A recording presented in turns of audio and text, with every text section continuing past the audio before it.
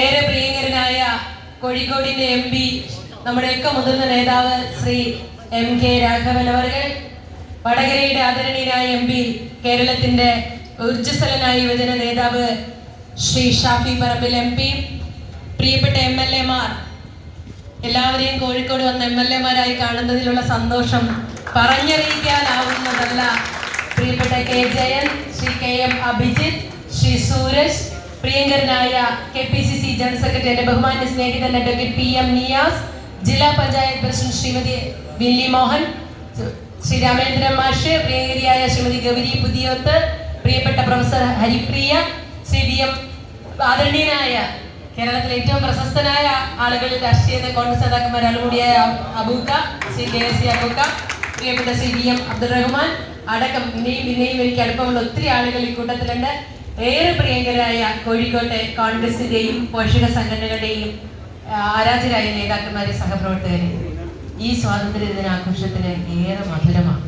കേരളത്തിലെ കോൺഗ്രസിന്, കോഴിക്കോട്ടെ കോൺഗ്രസിന്, കൊല്ലത്തെ കോൺഗ്രസിന്, പത്തനംതിട്ടയിലെ കോൺഗ്രസിന്, ഇടുക്കിയിലെ കോൺഗ്രസിന് എന്തെന്നാൽ എത്ര നാളുകളായി ഓരോ ജനപ്രതിനിധികൾ ഈ പ്രദേശങ്ങളിൽ ഉണ്ടായിട്ട്. പാർലമെന്റ് തെരഞ്ഞെടുപ്പിൽ നമ്മൾ ജയിക്കുന്നു, പക്ഷെ അസംബ്ലി തെരഞ്ഞെടുപ്പുകൾ പലപ്പോഴും നമ്മൾ മുഴുവൻ പരാജയപ്പെട്ടെടുത്തുന്ന പരാജയങ്ങളിൽ പതറാതെ വിജയത്തിന്റെ മുന്നോടിയാണെന്ന ആത്മവിശ്വാസത്തോടെ മുന്നോട്ട് പോയ കോഴിക്കോട്ടെ UDF പ്രസ്ഥാനം ഒറ്റക്കെട്ടായി നിന്ന ജനവിരുദ്ധ സർക്കാരിനെതിരെ അതിശക്തമായ പോരാട്ടം നടത്തി വിജയം കൈവരിച്ചതിനു ശേഷം സംസ്ഥാനത്ത് പുതുയുഗ പിറവിക്കായി ശ്രീ VD സതീശന്റെ നേതൃത്വത്തിൽ ഒരു ഗവൺമെന്റ് രൂപീകൃതമായി.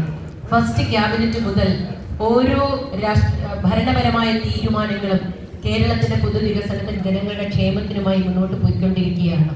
അത് ഏറെ പ്രതീക്ഷ നൽകുന്ന ഒരു സാഹചര്യം കൂടിയാണ്.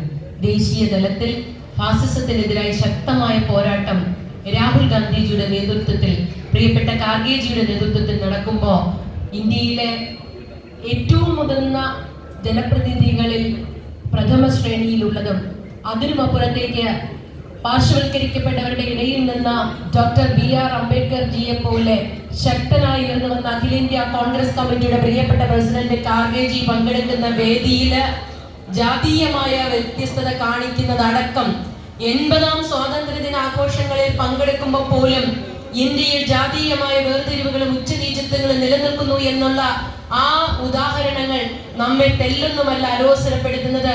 എങ്ങനെയാണോ മഹാത്മജിയുടെ നേതൃത്വത്തിൽ, നെഹ്റുജിയുടെ നേതൃത്വത്തിൽ, പട്ടേൽജിയുടെ നേതൃത്വത്തിൽ, അബ്ദുൾ റഹ്മാൻ സാഹിബിയുടെ നേതൃത്വത്തിൽ, ഭഗത് സിംഗിന്റെ നേതൃത്വത്തിൽ, സുഭാഷ് ചന്ദ്രബോസിന്റെ നേതൃത്വത്തിൽ എന്ന് വേണ്ട ഈ രാജ്യത്തെ ഉൽപ്പതിഷ്ണുക്കളായ സ്വാതന്ത്ര്യദാഹികളായ ഇന്ത്യൻ നാഷണൽ കോൺഗ്രസിന്റെ ധീര ദേശാഭിമാനികൾ ബ്രിട്ടീഷ് ആധിപത്യത്തോട് പോരാടി സ്വാതന്ത്ര്യം നേടിയത്, ആ സ്വാതന്ത്ര്യത്തോടുകൂടി തുറച്ചു നീക്കപ്പെട്ടു എന്ന് നാം കരുതിയ വർഗീയ ചേരിതിരിവുകളടക്കം, ജാതീയ ഉച്ചനീചത്വങ്ങളടക്കം പല രൂപത്തിൽ ഇന്ന് നിലനിൽക്കുന്നുണ്ട്.